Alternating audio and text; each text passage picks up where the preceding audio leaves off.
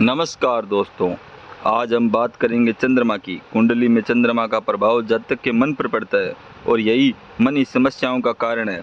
अब यदि बात करें चंद्रमा की स्थिति की, तो यदि चंद्रमा सूर्य के सामने है तो पूर्णिमा का चंद्रमा कहलाएगा, और यदि चंद्रमा सूर्य के साथ है तो अमावस्या का चंद्रमा होता है। चंद्रमा का बहुत अधिक बली और बहुत अधिक कमज़ोर होना दोनों स्थितियों में जातक के मन को प्रभावित करता है। अब यही चंद्रमा मंगल के साथ हो तो योग बनाता है, और यदि मंगल से दृष्ट हो तो मंगल एक क्रूर ग्रह, परिणाम स्वरूप जातक में धैर्य की कमी होना स्वाभाविक है। इसी प्रकार बुध और शुक्र गुरु के साथ चंद्रमा गजकेसरी योग का निर्माण करता है तथा शनि के साथ विष योग का और राहु और केतु के साथ ग्रहण योग का। अब मान लीजिए किसी व्यक्ति की कुंडली में चंद्रमा गजकेसरी योग बना रहे हैं।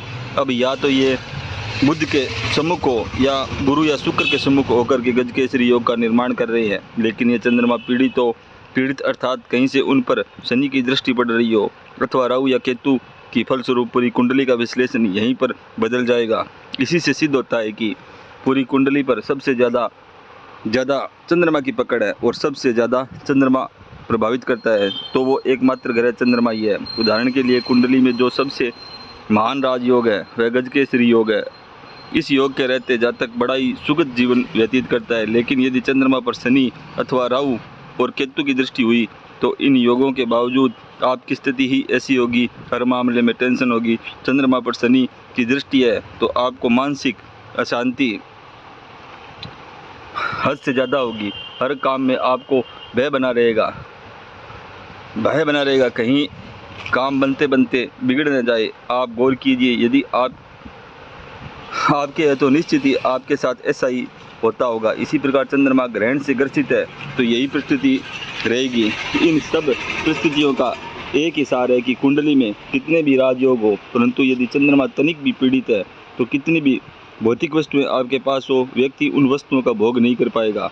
अब ये तो बात रही चंद्रमा के पीड़ित होने की। यदि चंद्रमा पीड़ित है तो उसे ठीक कैसे किया जाए, इसके लिए आपको दैनिक दिनचर्या को ठीक करना होगा। रात्रि में समय से सोइए और माता का सम्मान कीजिए। इसी प्रकार प्रत्येक सोमवार को शिवलिंग पर दूध अर्पित करिए। एकादशी का व्रत भी कर सकते हैं, नहीं तो एकादशी पर चावल न खाएं, और पूर्णिमा की रात्रि चंद्रमा को दूध से अर्घ्य दें तथा चांदी का उपयोग ज़्यादा से ज़्यादा करें।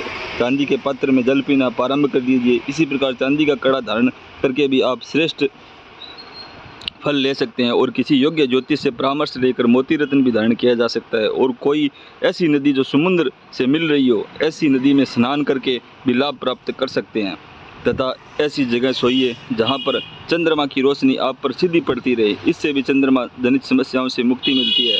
आज मैंने कुछ सरल उपाय बताए हैं, इनको करके आप अपने ठीक कर सकते हैं। इसी प्रकार ज्योतिषीय जानकारी के लिए चैनल को लाइक और सब्सक्राइब करें। ओम नमः शिवाय।